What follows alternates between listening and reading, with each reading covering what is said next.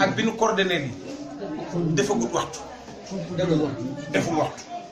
xëy na am na ñoo xam ne bërki démb lañ yëg ne dina ñëw ci ñoom mais deful waxtu parce que maa ñëw déy ko rek Ahmed moo ne ma doo ko wax ba xam moom du ko rus waaye lu nu am ci moom Ahmed Cissé la parce que fii laa toog ba war a solu di dem émission Ahmed woo dama Maam Mor mu ne ko Mbàkke mu ne ma président Idi ma nga sama kër Touba te maa ko war a dalal yaa Xaadim Samb laa am ci àdduna dëgg la ma wootee télévision ba ne leen 3 jours yi moom du ma mën a ñëw rediffuser leen samay émission Xaadim daal di taal ñu jël sama oto ñu àndandoo dem dalal bi ñu koy dalal booba nekkuñu ci moom ku ne xam nañoo ak Ablaye Wade Macky Sall mii fi nekk ay ministre am bërki démb la ma Souleymane Jules Diop recevoir bureau di wax ci kii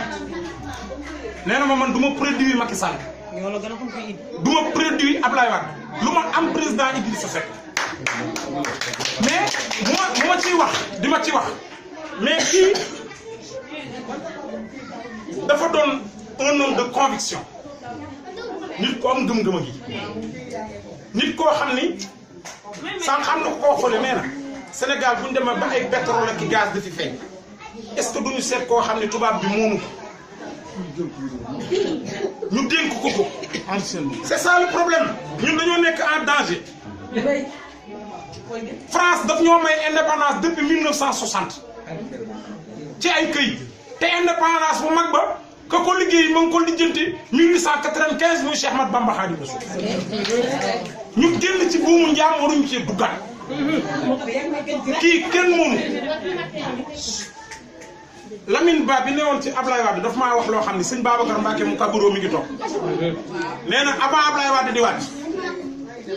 France woo nañ avant lobby bu fa nekk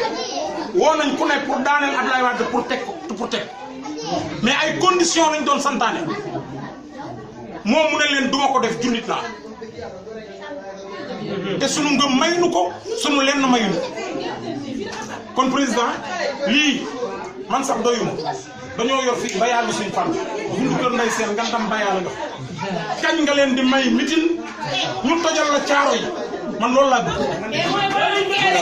barke Cheikh Ahmadou Bamba ñii dama bëgg ñoom ñu xool nga ñëwaat ci sa dina ñëw parce que may ma tuuti fii xam nga kañ nga fi mujj may la ma tuuti xam nga kañ nga fi mujj 2000 bi fi président Ablaye Wade di jàllee jaaree nga defloo ko marche bleu mu sol bretelle nga nekk directeur de campagne bokk naa ci ñi la topp ñi ko topp ba booba toirkal la maa ngi football ak di def ay affaire bokk naa ci ñi topp oto bi di daw ba benn baraat fii nga jaar